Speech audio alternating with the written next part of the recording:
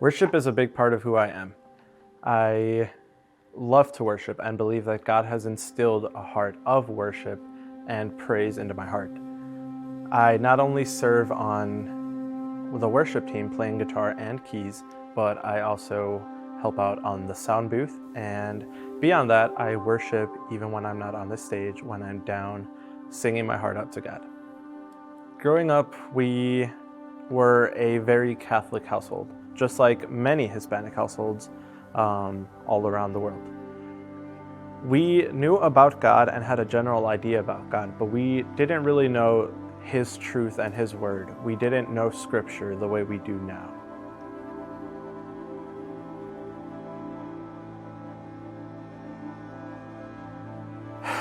My sister played a really big role in my life as a mother. She took care of me, she loved me, and gave me the love of a mother that at the time I really desperately needed. And because of all the violence and everything that I had to endure as a child, I grew up very depressed. I struggled with lots of depression, lots of anxiety, and along with that, suicide and suicidal tendencies. Because I was unable to take my own life out of the fear that I would be breaking the heart of the woman who took care of me, my sister, the one who I look up to, I was very upset and angry at the world, and to fill the void of not being able to take my own life, I went in the path of self-harm. I cut myself often, I burned myself, I would scratch myself. I would do anything that would inflict so much pain out of anger that I couldn't do what I really wanted to do. Along with that, I had to find something to make me feel as if I was truly alive and that this world was really happening around me, where I was surrounded by so much struggle.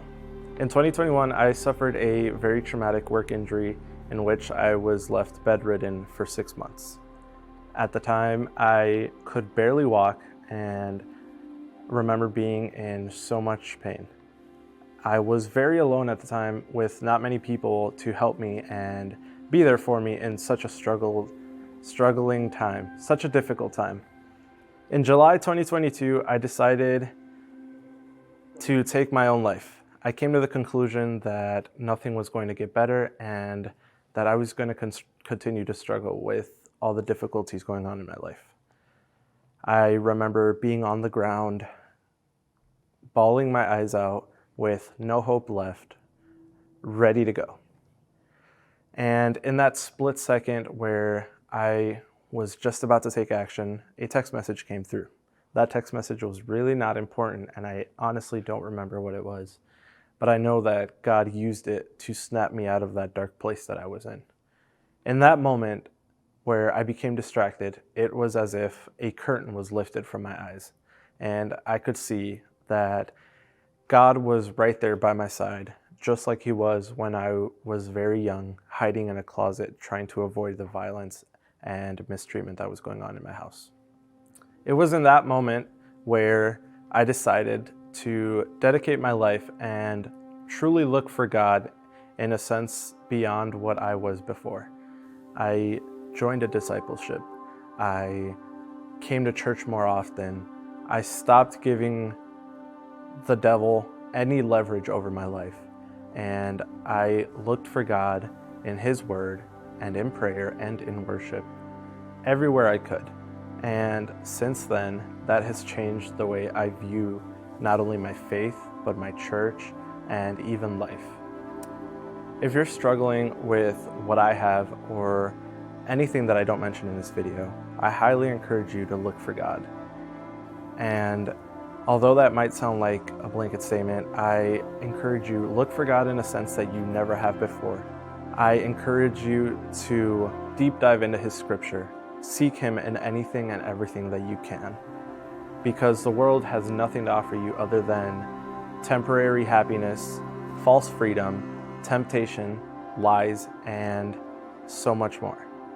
The world has nothing for you that you think can make you feel better. Only God can truly free you from the chains and shackles holding you down.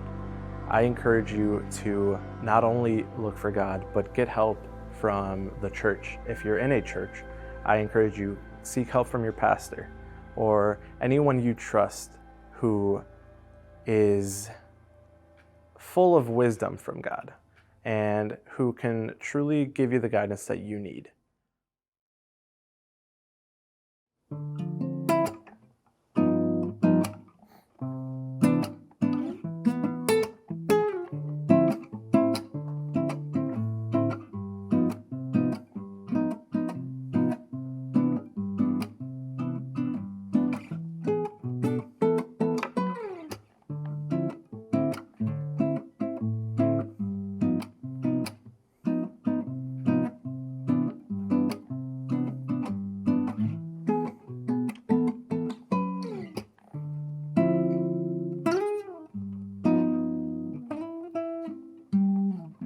I messed up all of that.